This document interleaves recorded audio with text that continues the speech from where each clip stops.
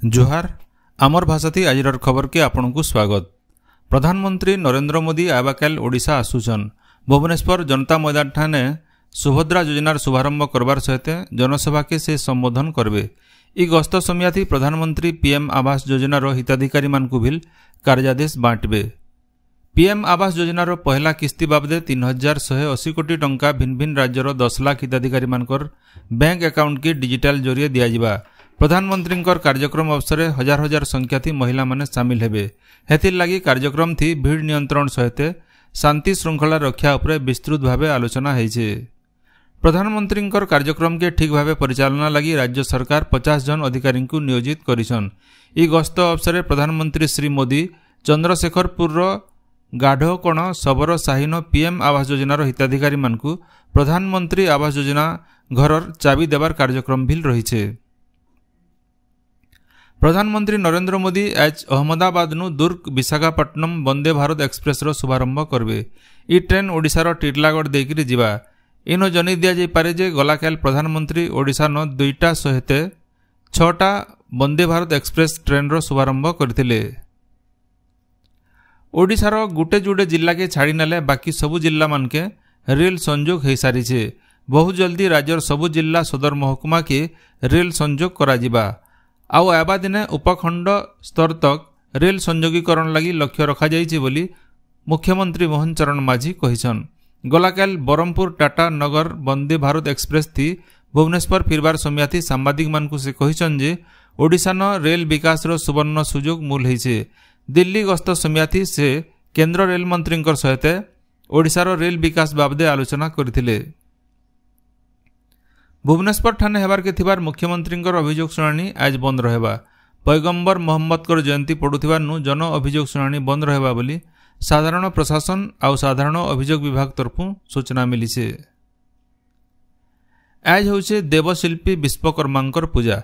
आज देशर सबु कारीगरी आर इंजीनियरिंग संस्था शिल्पानुष्ठान आउ कल कारखाना मानके विश्वकर्मांकर पूजा करा जाउछे। घर मानके आज गाड़ी मोटर आउ व्यवहार होतबार छोट बड़ मिसिन मानकु पूजा करा जिबा। पश्चिम ओडिशार शिल्प शहर हीराकुद, झारसुगुड़ा, ब्रजराई नगर, राउरकेला, बेलपहाड़, रायगंगपुर, लांजीगढ़ आर अलगा जगह मानके विश्वकर्मा पूजार लगी जबर आयोजन करा जाइछे। इस्लाम धर्म के मानुथबार लोके आज पैगंबर मोहम्मद पवित्र जयंती पालन करुछन। इ अवसर राज्यपाल रघुवर दास राज्यर सबु मुसलमान भाई बहन मानकु शुभेच्छा और अभिनंदन जनैछन। सेंता मुख्यमंत्री मोहन चरण माझी मुसलमान भाई बहन मानकु शुभेच्छा जनाबार सहित सेमानकर सुख शांति और समृद्धि कामना करिछन।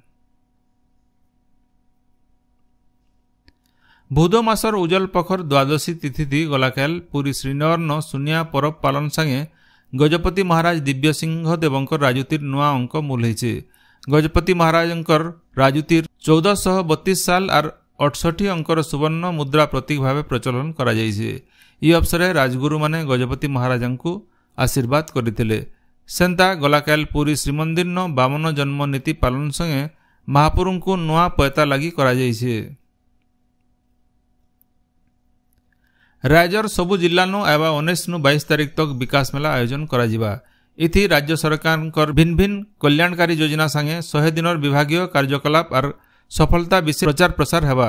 मुख्यमंत्री मोहन चरण माझी एबा 19 तारीख दिन पुरी नु इ मेलार उद्घाटन करबे। इ मेला थी भिन्न भिन्न विभाग रो 50टा स्टॉल शामिल हेबार के थिबार बेले 25,000 नु एतका लोग जोग देबार कार्यक्रम रहिছে। दिल्ली रो मुख्यमंत्री अरविंद केजरीवाल 2 दिन भितरे मुख्यमंत्री पद नु इस्तीफा देवार घोषणा करिछन।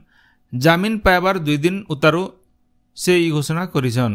से कहिछन जे अदालत नु ताहाकु ने मिलिसे हेले दिल्ली रो लोग राय न देबार तक से मुख्यमंत्री आसनथि नाय बसन।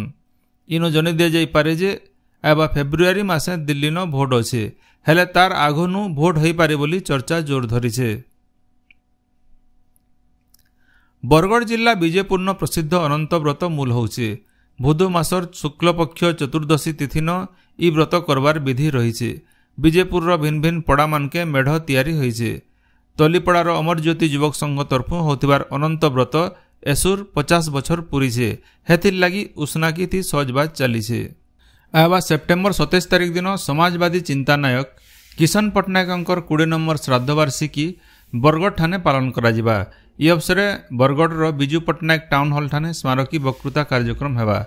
इथर प्रसंग रही प्राकृतिक संपदर अविचारित दोहन, जलवायु परिवर्तन एवं मानव समाज भविष्यत।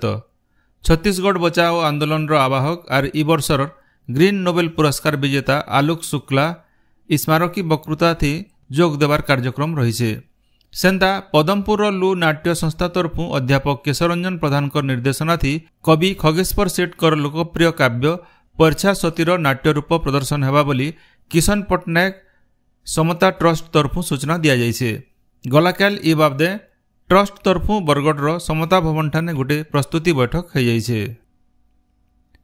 ओडिशा राज्य कृषक संगठन तरफु बरगढ़ जिलार अताबिरा मार्केट यार्ड ठाने गलाकाल नुआखाई भेटघाट हो जाइए। संगठन सभापति वीरेन्द्र करंकर अध्यक्षतान होइतबार कार्यक्रम थी अताबिरा विधायक निहार महानंद जोग देकरी चाष और चाषी मानकर उन्नति बाबदे आलोचना करथिले।